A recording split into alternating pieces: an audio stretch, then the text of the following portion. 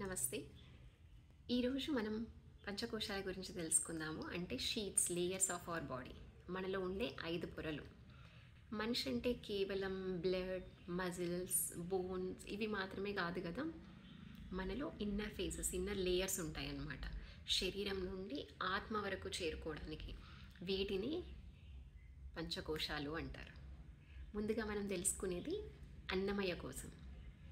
అంటే ఇది మన శరీరం యొక్క పొర, జనాలకు కనిపించేది ఫిజికల్ అపియరెన్స్. మనం తినే ఆహారం శరీరంగా మారుతుంది కాబట్టి దీన్ని అన్నమయం అంటారు. ఆహారం సరైనదైతే కణాలు బలపడతాయి, నిరోధక శక్తి పెరుగుతుంది.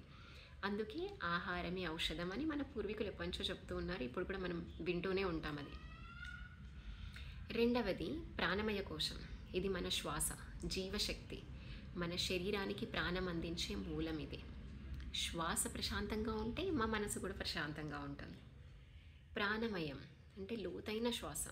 ఇది మనలో నిశ్శబ్దం, తేలిక, ఉల్లాసం ఇలాంటివన్నీ తీసుకొస్తూ ఉంటాయన్నమాట. మూడవది మనోమయ కోశం. ఇది మన ఆలోచనలు, భావాలు ఉన్న పొర.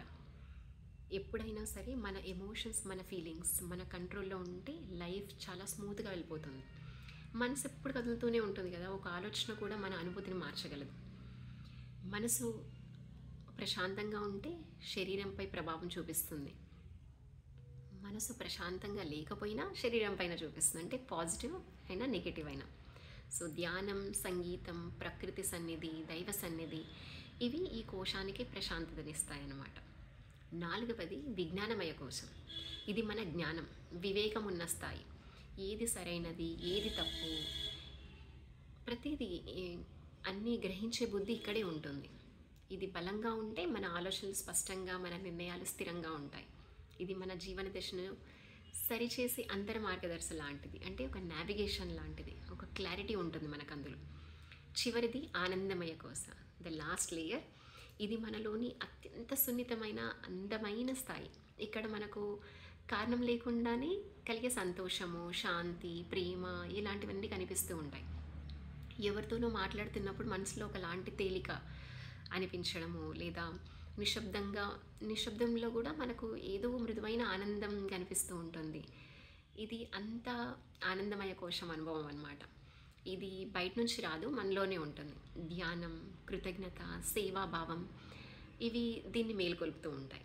ఇది మన జీవితానికి నిశ్శబ్దమైన వెలుగు, లోతైన శాంతి ఇస్తూ ఉంటుంది. మన పంచకోశాల ప్రయాణం బయట ప్రపంచం నుండి లోపలికి, శరీరం నుండి శ్వాసకి, శ్వాస నుండి మనసుకి, మనసు నుండి జ్ఞానానికి, జ్ఞానం నుండి ఆనందానికి అన్నమాట. పంచకోశాలను అర్థం చేసుకోవడం అంటే మన శరీరాన్ని సంరక్షించడం, మన శ్వాసను గమనించడం, మనసుని శాంతపరచడం, జ్ఞానాన్ని పెంచడం, చివరికి మనలోని ఆనందాన్ని అనుభవించడం. ఇది మనం ఎవరో తెలుసుకునే సులభమైన కానీ లోతైన మార్గం. ధన్యవాదాలు.